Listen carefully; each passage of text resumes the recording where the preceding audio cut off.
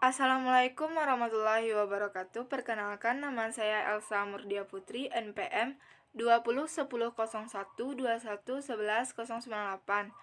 Dosen pengampu saya yaitu Ibu Resma Bintani Gustaliza SH, MH. Baiklah, saya akan mempresentasikan tugas ilmu negara saya. Yang pertama, berdasarkan pemandangan pemikiran Barat. 1. Teori perjanjian masyarakat. Teori perjanjian masyarakat. Teori ini disusun berdasarkan anggapan bahwa sebelum ada negara, manusia hidup sendiri-sendiri dan berpindah-pindah. Pada waktu itu belum ada masyarakat dan peraturan yang mengaturnya, sehingga kekacauan mudah terjadi dimanapun dan kapanpun. Tanpa peraturan, kehidupan manusia tidak berbeda dengan cara hidup binatang buas. Sebagaimana dilukiskan oleh Thomas Hobbes, Homo homini lupus dan belum omnium contra omnes, teori perjanjian masyarakat diungkapnya dalam buku Leviathan, ketakutan akan kehidupan berciri survival of the fittest. Itulah yang menyadarkan manusia akan kebutuhannya. Negara yang diperintah oleh seorang raja yang dapat menghapus rasa takut. Demikianlah akal sehat manusia telah membimbing dambaan suatu kehidupan yang tertib dan tentram. Maka dibuatlah perjanjian masyarakat kontak sosial, perjanjian antar kelompok manusia yang melahirkan negara. Dan perjanjian itu disebut dengan Pactum Unions. Bersamaan dengan itu terjadi pula perjanjian yang disebut dengan Pactum Subtentions, yaitu perjanjian antar kelompok manusia dengan penguasa yang diangkat dalam Pactum Unions. Isi Pactum Subtentions adalah penyataan penyerahan hak-hak alami kepada penguasa dan berjanji akan taat kepadanya.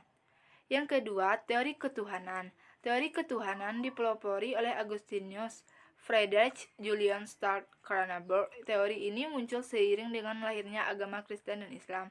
Menurut teori ini, terjadinya negara adalah karena kehendak Tuhan, didasari atas kepercayaan bahwa segala sesuatu yang berasal dari Tuhan dan terjadi atas kehendak Tuhan, di mana teori tersebut dibagi atas dua, yaitu teori ketuhanan langsung dan teori ketuhanan tidak langsung. Teori ketuhanan langsung yaitu menunjukkan bahwa yang berkuasa dalam negara itu adalah langsung Tuhan, dan adanya negara itu atas kehendak Tuhan.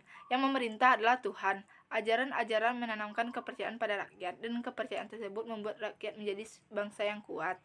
Yang kedua, teori ketuhanan tidak langsung ialah manakala bukan Tuhan sendiri yang memerintah, melainkan raja atas nama Tuhan. Ajaran tersebut diusahakan agar kekuasaan raja mendapatkan sifat yang suci dalam arti ketuhanan, sehingga pelanggaran terhadap raja merupakan pelanggaran terhadap Tuhan. Yang ketiga, teori kekuatan ialah terbentuknya negara didasarkan atas kekuatan, misalnya melalui pendudukan atau penaklukan. Ditinjau dari kekuatan, munculnya negara yang pertama kali atas bermula adanya beberapa kelompok dalam suatu suku, yang masing-masing dipimpin oleh kepala suku atau datu. Kemudian berbagai kelompok tersebut dalam suatu persaingan untuk memperebutkan lahan atau wilayah, sumber tempat mereka mendapatkan makanan. Akibat lebih jauh, mereka kemudian berusaha untuk mengalahkan kelompok saingannya. Yang keempat, teori patriarkal ialah dalam teori patriarkal digambarkan bahwa ayahlah yang berkuasa dalam keluarga itu, dan garis keturunan ditarik dari pihak ayah. Keluarga berkembang baik, terjadilah beberapa keluarga yang kesemuanya dipimpin oleh ayah. Kepala keluarga induk, kepala suku, merupakan primus inter pares sampai saat dibentuk semacam pemerintahan yang desentralisasi negara adalah perkelompokan beberapa suku. Yang kelima, teori Organius. Teori ini kemudian menjelaskan tentang asal-usul perkembangan negara, mengikuti asal-usul perkembangan individu. Individu berasal dari sebuah unitas yang disebut dengan sel, kemudian sel berkumpul membentuk jaringan, dan jaringan membentuk organ. Sistem organ membentuk seterusnya sampai individu. Pertumbuhan negara juga dalam hal ini seperti dimulai dari unitas menuju pluralitas. Dengan cara sintesis fungsi pada setiap tingkat unitas. Teori ini dianggap sebagai teori tertua negara karena ditarik dari asumsi Plato, yang bersamaan individu dengan negara dengan menarik persamaan antara fungsi-fungsi negara dan fungsi individu. Yang keenam, teori patrimonial merupakan teori karena raja mempunyai hak milik terhadap negara daerahnya, maka semua penduduk daerah itu harus tunduk kepadanya. Negara-negara pada abad pertengahan di mana memerintah dan menguasai timbul pemberian tanah. Jika perang sudah selesai dengan kemenangan si raja, maka sebagai tanda jasa para bangsawan yang ikut membela dan membantunya mendapat sebidang tanah sebagai hadiah. Pemberian tanah itu kepada mereka dan mereka mendapat hak untuk memerintah terhadap semua yang ada di atas tanah itu. Yang ketujuh, teori alamiah. Yang mengemukakan teori ini adalah Aristoteles. Menurut negara adalah ciptaan alam manusia pertama-tama adalah makhluk politik dan baru kemudian makhluk sosial.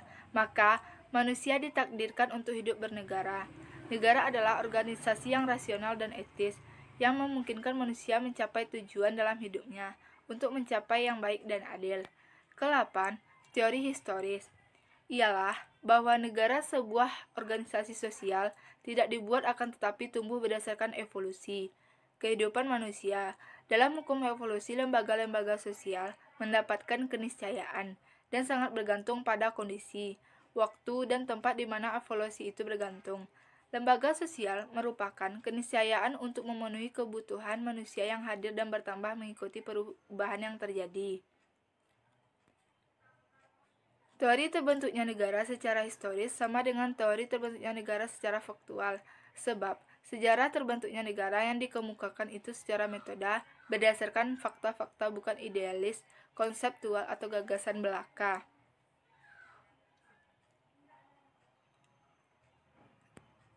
Yang kedua, berdasarkan pandangan pemikiran Islam.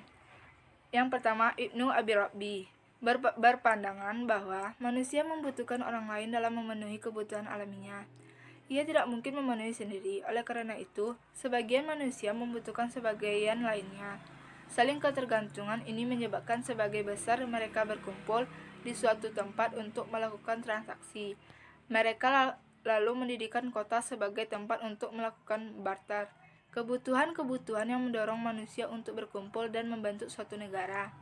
Ibnu Abi Rabi berbeda dengan Plato tentang watak manusia. Ia menjelaskan Allah telah menciptakan manusia dengan watak yang cenderung berkumpul dan bermasyarakat. Ia tidak mampu mencukupi kebutuhan sendiri tanpa bantuan orang lain. Ketika manusia berkelompok di kota-kota berinteraksi dengan latar belakang masing-masing yang beragam, Allah meletakkan pemimpin-pemimpin yang mengatur dan hak dan kewajiban tiap masyarakat sebagai rujukan dan yang harus dipatuhi. Allah pun mengangkat untuk mereka penguasa yang melaksanakan peraturan-peraturan itu dan mempergunakannya guna menjaga tata tertib kehidupan manusia dan kebutuhannya, serta mengikis pelanggaran dan penganiayaan antar anggota masyarakat yang dapat merusak kebutuhan di suatu negara. Yang kedua, Al-Farabi adalah seorang filsuf Islam yang paling banyak membicarakan manusia kemasyarakatan. Ia menyatakan bahwa manusia adalah makhluk sosial yang mempunyai kecenderungan alami untuk bermasyarakat dan tidak mampu memenuhi kebutuhannya sendiri tanpa bantuan pihak lain. Sehingga, kecenderungan hidup bermasyarakat itu lahirlah kelompok sosial, muncul kota dan negara. Dalam buku Ara'ah Al-Madinah Al-Fadilah yang mirip dengan buku Republik karya Plato yang memuat pikiran aliran Platonisme, membagi negara kepada dua kelompok, yaitu negara utama Al-Madinah Al-Fadilah dan lawan negara utama Mu'addadah Al-Madinah Al-Fadiyah. Negara utama seperti yang dinyatakan Plato bahwa suatu negara erat hubungannya satu sama lain dan saling bekerja sama.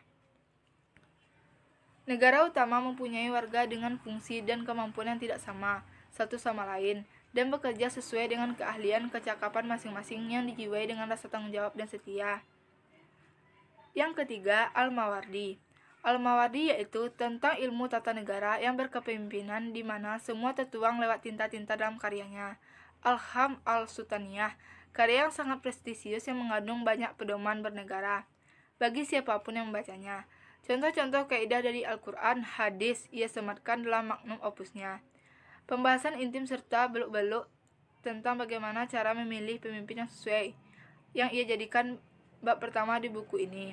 Ia menandakan besarnya perhatian Al-Mawardi pada sosok yang mengatur jalannya kehidupan sosial bernegara. Kriteria-kriteria ketat pun ia ramu guna menjadi tuntunan bagi mereka yang kehilangan kiblat dan memiliki pemimpin yang baik. Tak lupa segala polemik dan pemilihan pemimpin pun ia cantumkan secara detail. seperti bagaimana cara memilih kepala negara jika pemimpin sebelumnya tidak memberi mandat sebelum wafat. Pun apa yang harus dilakukan jika ada dua kandidat pemimpin yang setara dalam kapasitas mengatur negara, dan lain sebagainya.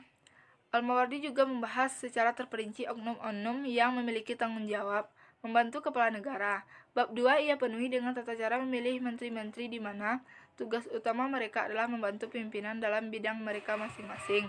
Dalam bab-bab selanjutnya, penulisan mengulas masalah kepada kota alias gubernur, juga panglima perang, polisi, hakim, kepemimpinan yang ranahnya lebih privasi seperti imam salat. Hal-hal tersebut ia bahas secara lugas dengan tetap menjaga kaidah koridor agama. Yang keempat, Imam Al-Ghazali berpendapat bahwa itu adalah makhluk sosial yang tidak dapat sendirian, yang disebabkan oleh dua faktor, yaitu faktor kebutuhan dan keturunan. Demi kelangsungan hidup manusia, mungkin melakukan pergaulan antara laki-laki dan perempuan serta keluarga. Untuk itu perlu kerjasama saling membantu antar sesama manusia. Menurut Al-Ghazali, dalam teori pengangkatan seorang kepala negara khalifah tidak berdasarkan rasio melainkan wajib syar, karena dunia merupakan ladang tempat untuk mengumpulkan pembekalan untuk menuju kehidupan selanjutnya atau akhirat. Kehidupan manusia tidak semata-mata untuk kebutuhan hajat duniawi atau material, namun lebih dari itu untuk pembekalan kehidupan yang sejahtera di akhirat nanti, dan semua terpenuhi apabila negara berjalan dengan tertib, aman, tentram. Untuk menciptakan dunia yang demikian dibutuhkan kepala negara yang ditaati. Jadi secara teoritis Al-Ghazali mengibaratkan dunia sebagai wadah untuk sarana mengumpulkan lidah Allah, sementara kepala negara adalah sebagai pembimbing dalam pelaksanaan tujuan. Yang kelima, Al-Khaldun. Menurut Ibnu Al-Khaldun, manusia diciptakan sebagai makhluk politik atau sosial, yaitu makhluk yang selalu membutuhkan orang lain dan mempertahankan kehidupannya, sehingga kehidupan dengan bermasyarakat organisasi merupakan sebuah keharusan. Dauri Mukadimah. Pendapat ini agak mirip dengan pendapat Al-Mawardi dan Abi-Rabi. Lebih memenuhi makanan yang sedikit dalam waktu suatu hari saja memerlukan banyak pekerjaan.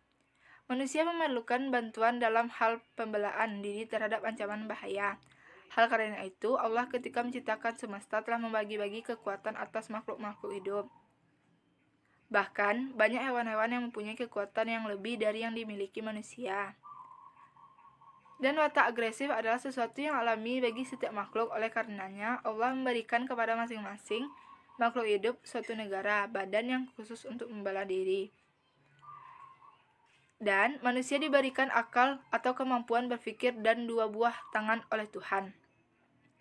Dengan akal dan tangan ini manusia mempertahankan hidup dan dengan berladang, ataupun melakukan kegiatan untuk mempertahankan hidup lainnya. Tetapi, sekali lagi, untuk mempertahankan hidup tersebut, manusia tetap saling membutuhkan bantuan demi yang lainnya, sehingga organisasi kemasyarakatan merupakan sebuah keharusan.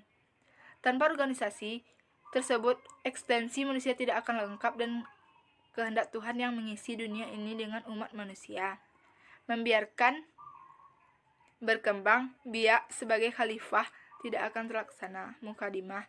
Setelah organisasi masyarakat terbentuk, pemikiran Ibnu Khaldun dalam hal ini agak mirip dengan yang dikemukakan oleh Aristoteles, Farabi, Ibnu Abi-Rabi, Al-Mawardi, sehingga pemikirannya dalam hal ini bukan hal baru. Meskipun ia sendiri mengatakan bahwa teori ini adalah yang baru, tetapi yang membedakannya bahwa penelitian yang dilakukan Ibnu Khaldun dan muwadimannya bukan sekedar kajian filosofi, melainkan kajian yang berdasarkan kepada pengamatan indrawi dan analisis perbandingan data-data yang objektif sebagai upaya untuk memahami manusia pada masa lampau dan kini untuk meramalkan masa depan dengan berbagai kecenderungannya. Baiklah, itulah hasil presentasi saya. Kurang dan lebih mohon maaf. Saya akhiri dengan Assalamualaikum warahmatullahi wabarakatuh.